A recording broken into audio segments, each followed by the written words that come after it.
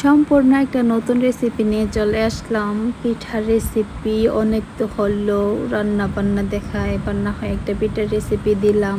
তো কথা না বাড়িয়ে শুরু করা যাক। প্রথমে কিন্তু দেখে নিলেন আমি ডালটা ভালোভাবে পরিষ্কার করে চুলায় বসিয়ে দিয়েছিলাম। এখন ডালটা ফুটে উঠলো। ফুটে ওঠার পর আমি এর মাঝে আদা রসুন বাটা দিয়ে দিলাম। তারপর পরিমাপ মতো একটু লবণ, তারপর অল্প একটু হলুদ দিয়ে দিলাম। তো কী পিঠা হতে পারে সেটা অবশ্যই বলে যাবেন, আর কে কে এইভাবে পিঠাটা বানান সেটাও কমেন্ট করে জানিয়ে যাবেন। তারপরেই তো আমি এখানে চালের গুঁড়া দিয়ে দিলাম, যেটাকে আমি আগে একটু ভেজে নিয়েছিলাম। ভেজে নেওয়ার পর এখন সবগুলা ডালের সাথে মিশিয়ে নিচ্ছি ভালোভাবে। মিশিয়ে নেওয়ার পর চুলাটা বন্ধ করে নামিয়ে নেব। ঠান্ডা হয়ে আগ পর্যন্ত একটু অপেক্ষা করব। যখন ঠান্ডা হয়ে যাবে ঠিক তখন আমি একটা ডিম দিয়ে দেব।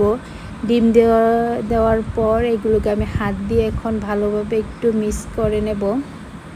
এটাকে ভালোভাবে হাত দিয়ে ডলে মিক্স করে নিতে হবে, যেন সবগুলো উপকরণ একসাথে ভালোভাবে মিশে যায়। তারপরে তো ফাইনাল মেশানো হয়ে গেলে এখন আমি সব কিছু নিয়ে বসে পড়লাম পিঠাটা বানানোর জন্য। তো প্রথমে কিন্তু একটা গোলের মতন শেপ করে নিলাম চালের গুঁড়াটাকে। নিয়ে নেওয়ার পর এখন অল্প একটু তেল ব্রাশ করে তারপর বেলুন দিয়ে বেলে নিচ্ছি। এই তো ফাইনাল আমার বাংলাদেশের মানচিত্র হয়ে গেল। এর উপরে আমি এখন নকশা করব। তো আমি রুটি ভালোভাবে গোল করে বানাতে পারি না, তো যেমনই পারি তেমনই আমার চলে। তারপরে এই তো সাইড দিয়ে এমন সুন্দর করে নকশি করে নিলাম। তারপরে এখন এটার উপরে একটা ফুল আঁকবো। ফুল আঁকার পর এইগুলোকে আমি আবার এইগুলোর উপরে নকশা করে নেব। তো আপনারা কে কী নামে ডাকেন এই পিঠাটাকে বলে যাবেন। তো আমাদের গ্রাম্য ভাষায় এটাকে পাকন পিঠা বলা হয়, অনেকে আবার ডালের পিঠাও বলেন। তো যাই হোক, সবগুলাকে আমি এখন কেটে নিলাম। তারপরে এর উপরে এখন নকশা বসিয়ে দেব। তো আমি তেমন ভালোভাবে পারি না, যেমনভাবেই পারি ঠিক তেমনভাবেই আঁকতেছি। তো আমার চালের গুঁড়াটা একটু নরম হয়ে গিয়েছিল, তো কোনো ব্যাপার না, ভালোভাবে আমি পেরেছি। কারণ এটাকে সাথে সাথে বানিয়ে সাথে সাথে ভেজে ফেলবো, নরম হলে কোনো সমস্যা নেই। এটাকে যদি একটু কড়া করে ভেজে নেওয়া হয় তাহলে কোনো প্রবলেমই হবে না, যদি একটু নরম হয়। তারপরেই তো সবগুলো পিঠা আমার বানানো হয়ে গেলে আমার সেই বিখ্যাত পেনগুলোর থেকে একটা পেন নিয়ে এর মধ্যে আমি তেল গরম করে তারপরে একটা একটা করে সবগুলা পিঠা দিয়ে দেব। দিয়ে দেওয়ার পর এটাকে আমি ভালোভাবে ভেজে নেব।